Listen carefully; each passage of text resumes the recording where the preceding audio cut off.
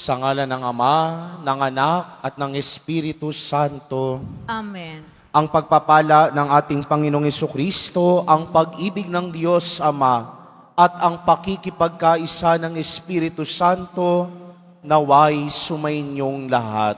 At sumairin. Mga kapatid, tinipon tayo bilang kaanib ng angkan ng Diyos, kaya't dumulog tayo sa mawaing Panginoong nagpapatawad ng lubos. Sinugong tagapagpagaling sa mga nagsisisi, Panginoon, kaawaan mo kami. Panginoon, kaawaan mo kami. Dumating na tagapag-anyaya'y mga makasalanan ay magsisi, Kristo, kaawaan mo kami. Kristo, kaawaan mo kami. Nakaluklok ka sa kanan ng Diyos Ama para ipamagitan kami, Panginoon, kaawaan mo kami. Panginoon, kaawaan mo kami. Kaawaan tayo ng makapangyarihang Diyos, patawarin tayo sa ating mga kasalanan at patnubayan tayo sa buhay na walang hanggan. Amen. Manalangin tayo. Ama naming makapangyarihan, binuksan mo para sa amin ang pinto ng kalangitan sa pagluklok mo kay Kristo sa iyong kanan at sa pagdudulot ng Espiritu Santo ng kaliwanagan. Ipagkaloob mong sa pagsasalo namin sa iyong bigay, ang aming katapatan ay lalong madagdagan at kami ay sumapit sa kapupunan ng pananalig na tunay sa pamamagitan ni Jesucristo kasama ng Espiritu Santo magpa sa walang hanggan. Amen. Magsiupo muna po tayong lahat. Pagbasa mula sa mga gawa ng mga apostol. Noong mga araw na iyon, dumating sa Cesarea si Haring Agripa at si Berenice upang bumati kay Festo. Nang matagal-tagal na sila roon, inilahad ni Festo sa hari ang tungkol kay Pablo. Si Felix ay may iniwan ditong isang bilanggo, wika niya. Nang ako'y nasa Jerusalem, isinakdal siya sa akin ng mga punong saserdote at ng matatanda ng mga Hudyo at hininging parusahan siya. Sinagot ko sila na hindi ugali ng mga Romano ang magparusa sa sino mang nasasakdal nang hindi muna nagkakaharap ang magkabilang panig at nagkakaroon ng pagkakataong makapagtanggol sa sarili ang nasasakdal. Kaya't nang dumating sila rito, hindi na ako nag-aksaya ng panahon.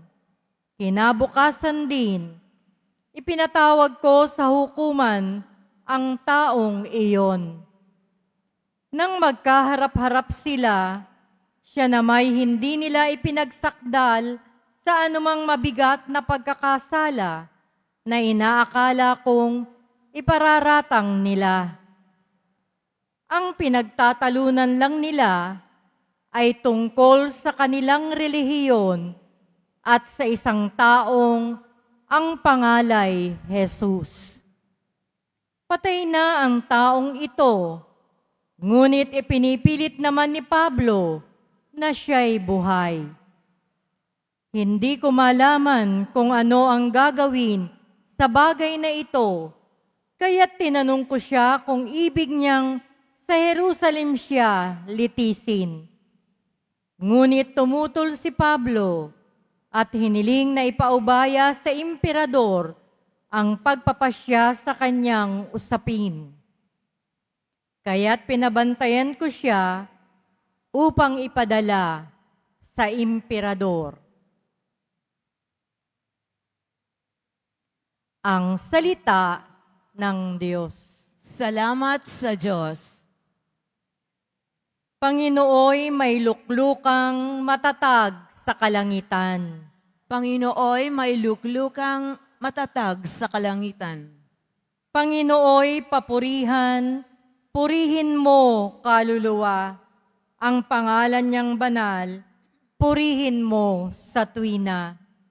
Ikaw aking kaluluwa, ang Diyos ay papurihan, at huwag mong lilimutin yaong kanyang kabutihan. Panginooy may luklukang matatag sa kalangitan. Ang agwat ng lupa't langit, sukatin may hindi kaya. Gayon ang pag-ibig ng Diyos sa may takot sa Kanya. Ang silangan at kanluran, kung gaano ang distansya, gayong-gayon ang pagtingin sa sinumang nagkasala. Panginooy may luklukang matatag sa kalangitan. Ang poon nga ang nagtayo ng trono sa kalangitan. Mula doon sa nilikhay, magaharing walang hanggan. O purihin ninyo siya, kayong mga anghel ng Diyos, kayong mga nakikinig at sa Kanya'y sumusunod. Panginooy may luklukang matatag sa kalangitan. Tumayo na po ang lahat.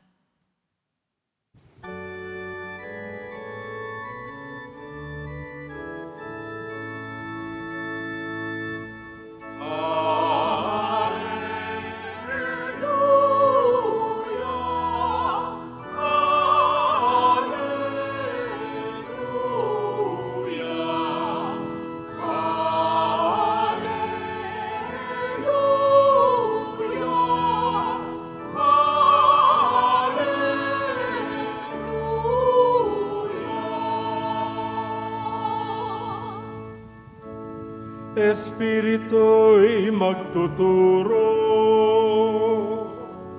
ng aral at pagkukuro ni Jesus na ating Guro.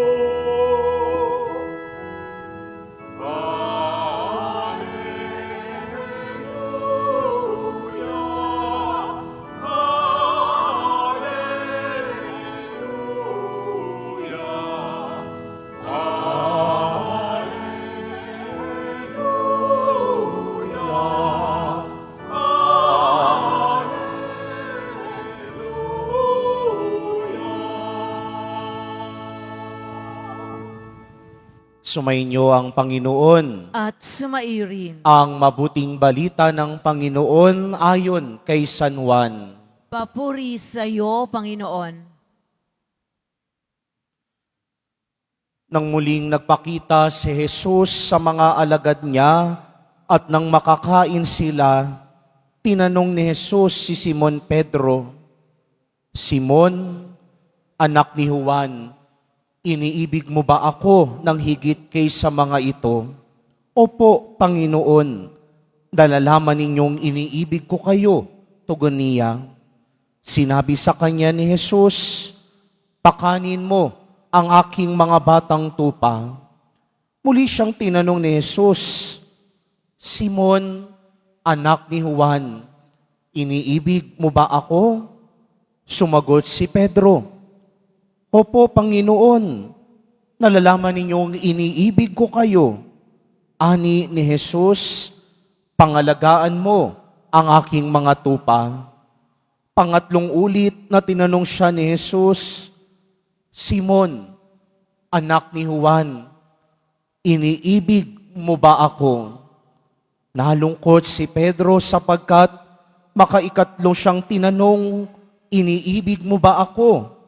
At sumagot siya, Panginoon, nalalaman po ninyo ang lahat ng bagay, nalalaman ninyong iniibig ko kayo. Sinabi sa kanya ni Jesus, pakanin mo ang aking mga tupa. Tandaan mo noong kabataan mo pa, ikaw ang nagbibihis sa iyong sarili. Lumalakad ka kung saan mo ibig. Ngunit pagtanda mo, iuunat mo ang iyong mga kamay at iba ang magbibihis sa iyo at dadalhin ka kung saan hindi mo ibig. Sinabi niya ito upang ipakilala kung paanong mamamatay si Pedro at sa gayoy mapararangalan niya ang Diyos. Pagkatapos sinabi sa kanya ni Jesus, sumunod ka sa akin. Ang mabuting balita ng Panginoon. Pinupuri ka namin, Panginoong Heso Kristo. Magsiupo muna tayong lahat. Magandang umaga po sa inyong lahat. Ang papuri at pasasalamat sa ating pinakamamahal na mahal na pong Jesus Nazareno.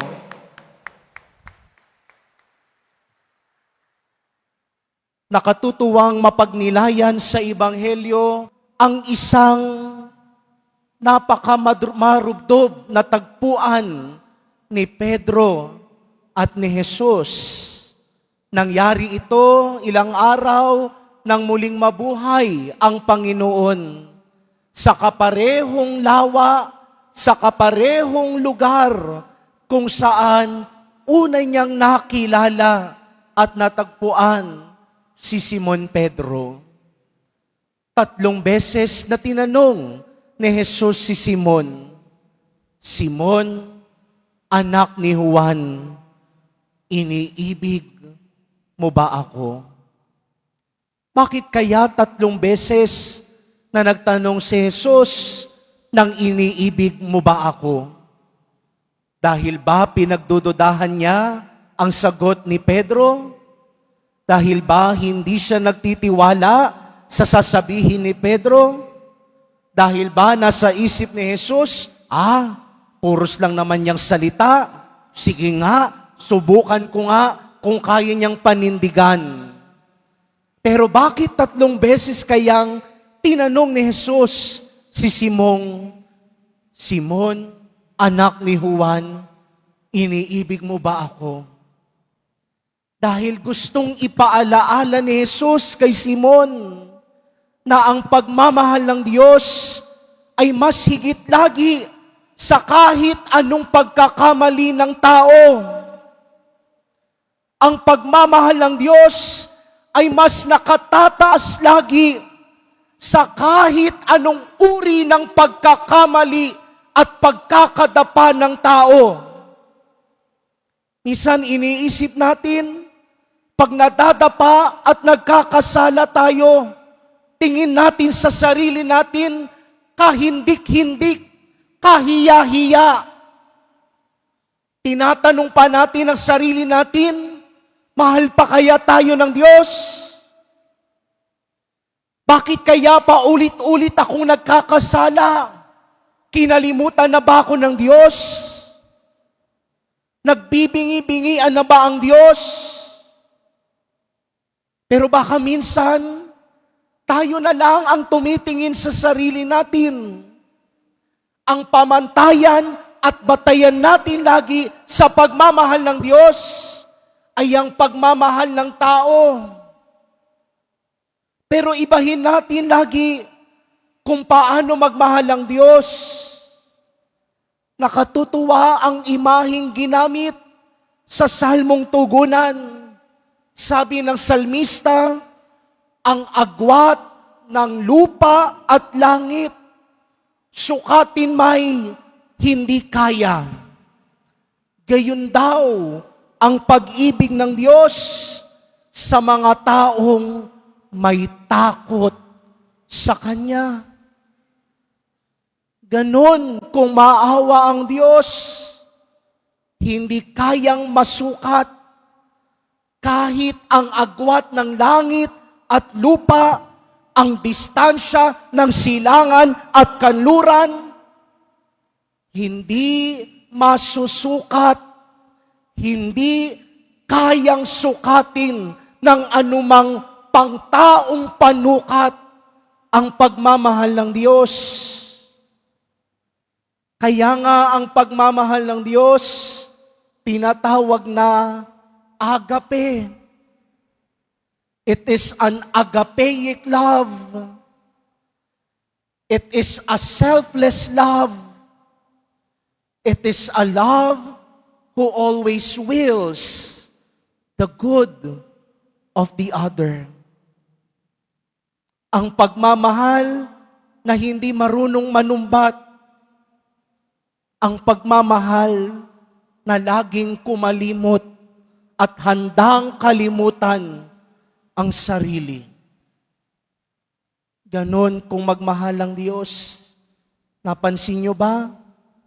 Kahit pa ulit-ulit tayong nadadapa, kahit pa ulit-ulit tayong nagkakamali, paulit-ulit tayong nagkakasala, pero bakit kaya nandito pa rin tayo magpahanggang ngayon? Bakit kaya nahinga ka pa rin? Dahil ba siguro, sabi sa kasabihan, mahaba ang buhay ng mga taong masasama? No. Isa lang ang sagot. Dahil pinag-uubra tayo at pinagiging dapat lagi ng pagmamahalan Diyos. Kaya nang tanungin ni Jesus si Simon Pedro, Simon, anak ni Juan, iniibig mo ba ako ng higit sa mga ito? Para bagang sinasabi niya kay Simon, Simon, alam kong nagkamali ka. Simon, alam kong hindi mo ako kinilala ng 3 beses. Simon, alam kong mahina ang loob mo. Simon, alam kong marami kang naging pagkakamali sa akin. Pero Simon, handa ka pa rin bang mahalin ako ng higit sa mga kasalanan mo? At nakatutuwa at nakaiiyak ang sagot ni Simon Pedro, Panginoon, nalalaman ninyo ang lahat, nalalaman ninyong iniibig ko kayo.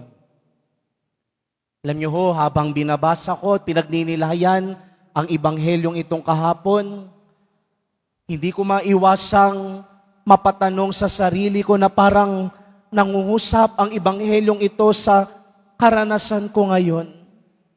Dahil pagkatapos tanongin ni Jesus si Simon, ang iniibig mo ba ako? Sinabi ni Jesus ang magiging misyon at kapalaran ni Simon. Sabi ni Jesus sa dulo ng Ibanghelyo, kung nung bata ka, merong ibang gusto mong nagagawa mo ang kahit anong gusto mong gawin. Pero ngayon, iuunat mo ang iyong mga kamay, iba ang magbibihis sa iyo at lalakad ka kung saan mo hindi ibig. Sinasabi ni Jesus ang magiging kamatayan ni Simon Pedro. Sinasabi ni Jesus ang magiging misyon na kahaharapin ni Simon Pedro. Kaya nang sabihin ni Simon, Panginoon, nalalaman niyo ang lahat-lahat sa akin, iniibig ko po kayo. Batid ni Simon na makasalanan siya. Batid ni Simon na mahinang tao siya. Batid ni Simon na hindi siya karapat-dapat. Pero batid ni Simon na masigit pa rin lagi ang pagmamahal ng Diyos. Habang binabasa ko ito, sinasabi ko rin to sa sarili ko. Sabi ko, kung pupunta lang ako ng Roma para mamasyal at mag-pilgrimage, okay lang. Pero isa sa mga magiging pagsubok ay ang mag-aral at mapalayo sa mga mahal sa buhay. Di tulad dito sa Pilipinas, nung nasa seminaryo ako, pag nalulungkot ka, uwi ka lang. Pag nalulungkot ka, labas ka lang. Maglibot-libot ka, mamasyal ka kahit saan. Pero pagdating doon sa ibang bayan, ibang-iba ang buhay.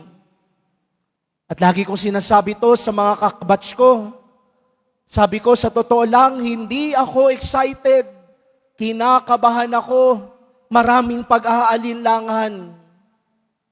Pero napagtanto ko na ang gagawin kong misyon na ito ay hindi ko lamang misyon. Misyon ito ni Jesus Nazareno. na ipinagkatiwala at ipinagkaloob sa akin para ibahagi din sa iba. Kaya nang sabihin ni Simon, Panginoon, nalalaman mo ang lahat, iniibig ko ho kayo. Ganon din ang nasambit ko sa kaduluduluhan. Panginoon, alam niyo ho ang mga kahinaan at kakulangan ko. Alam niyo kung ano ang mga kalakasan at kasalanan ko. Alam niyo kung saan ako mahina. Alam niyo kung saan ako nadapa.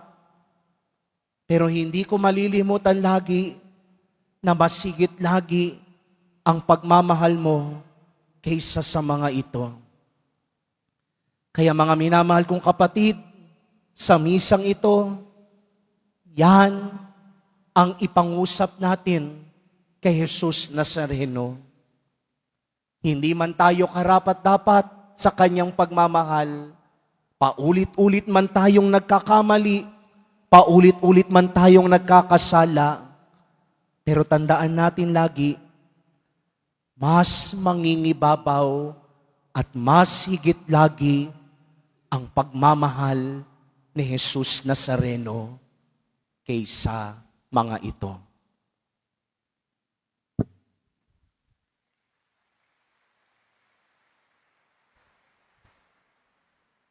Tumayo po ang lahat. Minamahal kong mga kapatid, bunga ng pagkaunawang isinugo tayo sa misyong katulad ng kay San Pedro, hilingin natin sa Diyos Ama na palakasin ang ating pananampalataya. Sa bawat panalangin ang ating itutugon, Ama, pagpalain mo ang iyong kawan. Ama, pagpalain mo ang iyong kawan. Ang Santo Papa at lahat ng may katungkulan sa simbahan, naway gabayan ng banal na Espiritu, manalangin tayo. Ama, pagpalain mo ang iyong kawan. Ang mga mag-asawa, naway magkaroon ng matalas na pakiramdam sa pangangailangan ng bawat isa at maging maligaya sa kanilang pagsasama, manalangin tayo. Ama, pagpalain mo ang iyong kawan. Ang mga makasalanan, naway makatagpo ng pag-asa at lakas ng loob sa pagpapatawad ng Panginoon kay San Pedro, manalangin tayo. Ama, pagpalain mo ang iyong kawan. Ang mga may sakit at nababagabag, naway makaranas ng presensya ng Panginoon sa gitna ng kanilang mga pagdurusa at paghihirap. Manalangin tayo. Ama, pagpalain mo ang iyong kawan. Ang mga yumaong mahal natin sa buhay, naway makatanggap ng liwanag, kaligayahan at kapanatagan. Manalangin tayo. Ama, pagpalain mo ang iyong kawan. Ama naming nasa langit, isinugo mo ang iyong anak upang iligtas ang mundo sa pamamagitan ng gawain ng iyong simbahan. Palakasin nawa ang aming loob ng halimbawa ni San Pedro upang magsikap kami para sa paglaganap ng iyong kaharian sa lupa. Hiniling namin ito sa pamamagitan ni Kristo na aming Panginoon. Amen. Magsiupo ang lahat.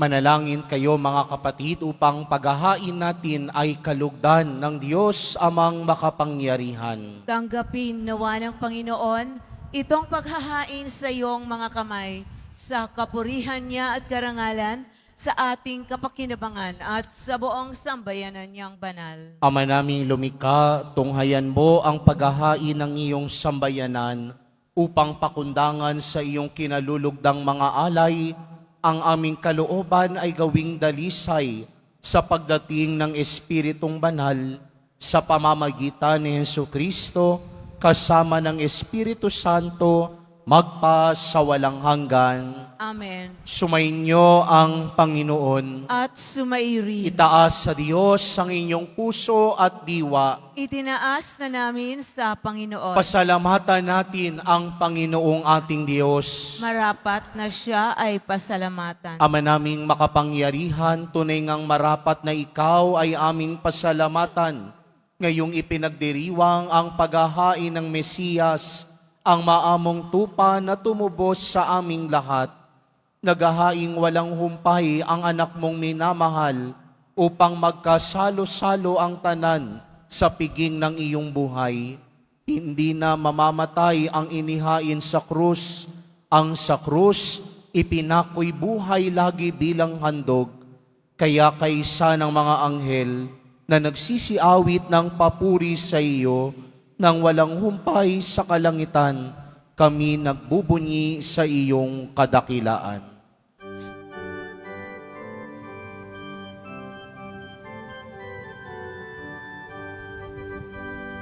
Santo, Santo, Santo, Panginoong Diyos na marahon, napupuno ang langit at lupa ng kadakilaan mo. Hosana, Hosana, Hosana, Hosana, Hosana sa kaitaasan. Pinagpala ang naparito sa ngalan ng Panginoon. Hosana, Hosana, Hosana, Hosana, Hosana sa kaitaasan.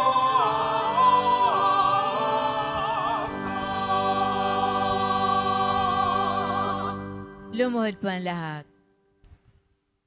Ama naming banal, ikaw ang bukal ng tanang kabanalan, kaya't sa pamamagitan ng iyong Espiritu, gawin mong banal ang mga kaloob na ito upang para sa amin maging katawan at dugo ng aming Panginoong Heso Kristo. Bago niya pinagtiis ang kusang loob na maging handog, hinawakan niya ang tinapay, pinasalamatan kaniya, pinaghati-hati niya iyon, iniabot sa kanyang mga alagad at sinabi, "Tanggapin ninyong lahat ito at kanin. Ito ang aking katawan na ihahandog para sa inyo."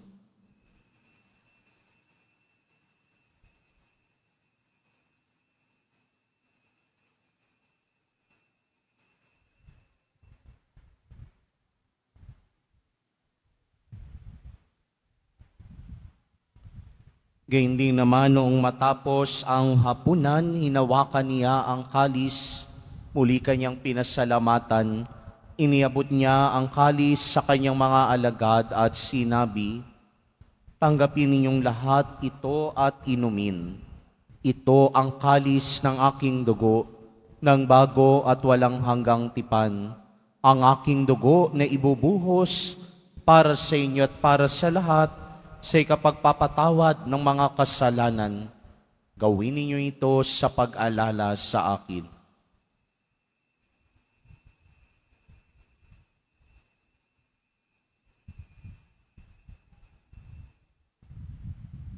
Tumayo na po tayo.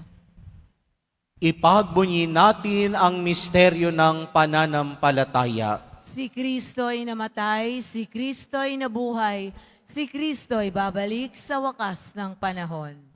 Ama, ginagawa namin ngayon ang pag-alala sa pagkamatay at muling pagkabuhay ng iyong anak, kaya't iniaalay namin sa iyo ang tinapay na nagbibigay buhay at ang kalis na nagkakaloob ng kaligtasan. Kami nagpapasalamat dahil kami iyong minarapat na tumayo sa harap mo para maglingkod sa iyo. Isinasamo namin kaming magsasalo-salo sa katawan at dugo ni Kristo ay mabuklod sa pagkakaisa sa pamamagitan ng Espiritu Santo. Ama, lingapin mo po ang iyong simbahang laganap sa buong daigdig. Puspusin mo kami sa pag-ibig kay isa ni Leon na aming Papa at ni Jose na aming Obispo at ng Tanang Kaparian. Alalahanin mo rin ang mga kapatid naming nahimlay na may pag-asang sila'y muling mabubuhay, gayon din ang lahat ng mga pumanaw.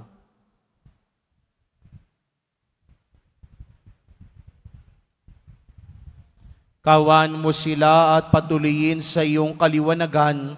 Kawan mo't pagindapatin kaming lahat na makasalo sa iyong buhay na walang wakas kaysa ng mahal na Birheng Maria na ina ng Diyos, ng kabiyak ng puso niyang si San Jose, kaysa ng mga apostol ni San Juan Bautista at ng lahat ng mga banal na namuhay dito sa daigdig ng kalugod-lugod sa iyo. May pagdiwang nawa namin ang pagpupuri sa ikararangal mo sa pamamagitan ng iyong anak na aming Panginoong Heso Kristo.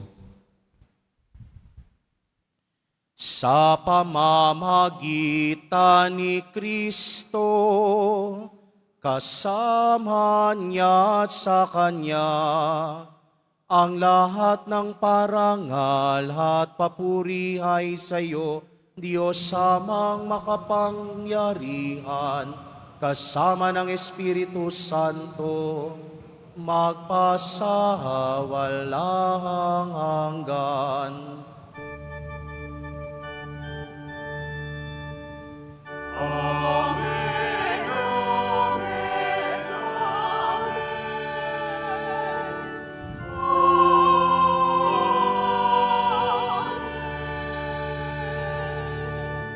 Amen, amen,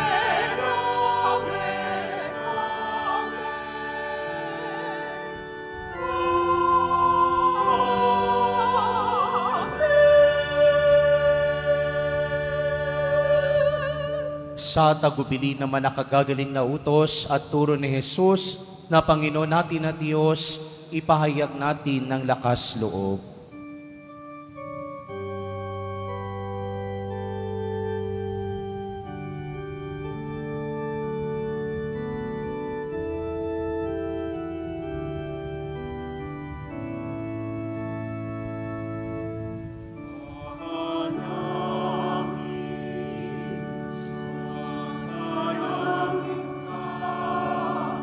sa paringalan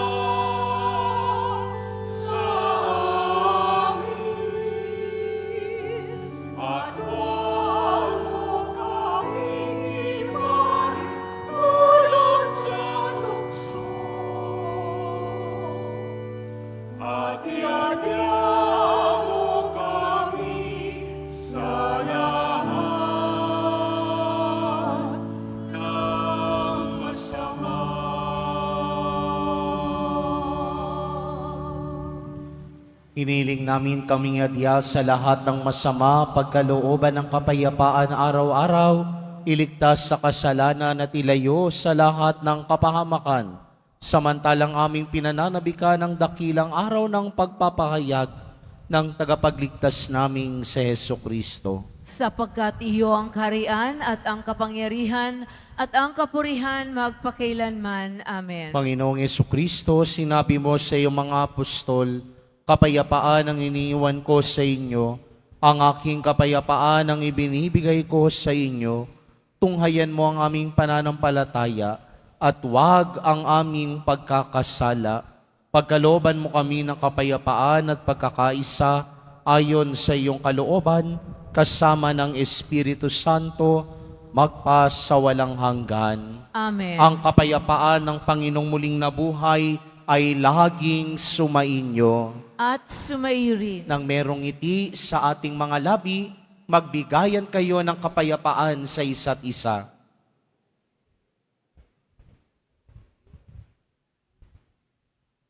Kordero ng Diyos na nag-aalis ng mga kasalanan ng sanlibutan, maawa ka sa amin. Kordero ng Diyos na nag-aalis ng mga kasalanan ng sanlibutan, maawa ka sa amin. Kordero ng Diyos na nag-aalis ng mga kasalanan ng sanlibutan, ipagkaloob sa amin ang kapayapaan. Lumuhod na po ang lahat.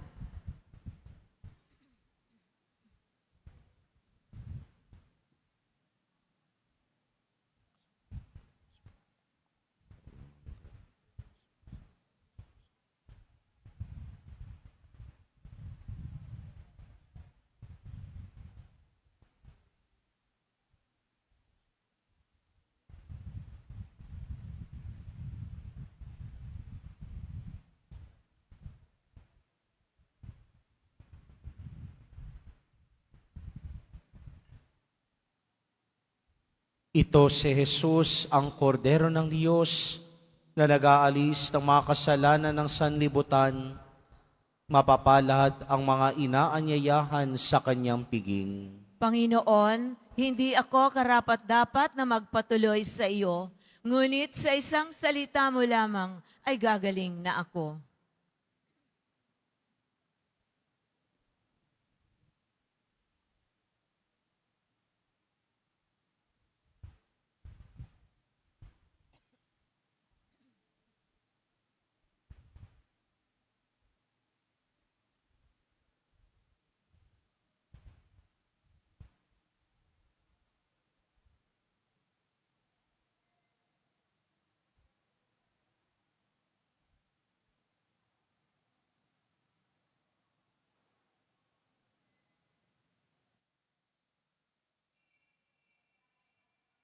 Para sa lahat ng tatanggap ng banal na komunyon, sasagot po tayo ng amen pagkasabi ng pari o ng lay minister ng katawan ni Kristo at isubo agad sa bibig bago umalis sa harapan ng pari o lay minister. Sumunod po tayo.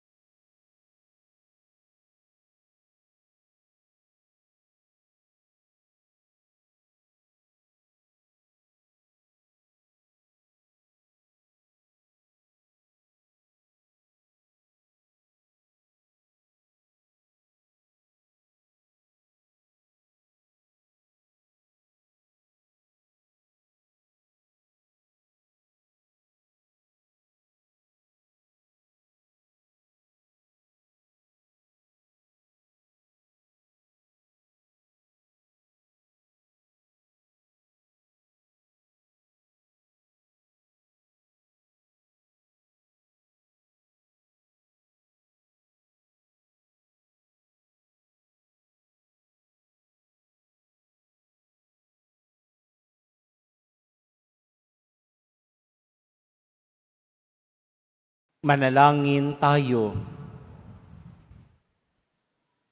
Ama naming mapagmahal, sa pagkadalisay mo sa amin at sa pakikinabang sa ginanap namin ngayong pagdiriwang, ipagkaloob mong ito ay maging pagsasalo sa patawad at buhay na sa amin ay kaloob mo. Sa pamamagitan ni Jesucristo, kasama ng Espiritu Santo, magpasawalang hanggan. Amen. Sumainyo ang Panginoon. At sumayo rin. Mahal na pong Jesus Nazareno, inihayag mo sa pamamagitan ng krus ang walang mahalo na pag-ibig ng Diyos sa sangkatauhan. Pakinggan mo ang kahilingan lalo na para sa mga nangangailangan ng iyong tulong at awa. Makamtan nawa namin ang iyong kasagutan na may utang na loob na tinatanaw. Basbasan din po ninyo itong mga imahen at dasalan upang lalo kaming manalangin at magtiwala. Sa pamamagitan ng bendisyon na ito, naway lalo kaming maging mapaglingkod, masunurin at tapat sa iyo na aming maluwalhating Panginoon, magpasawalang hanggan.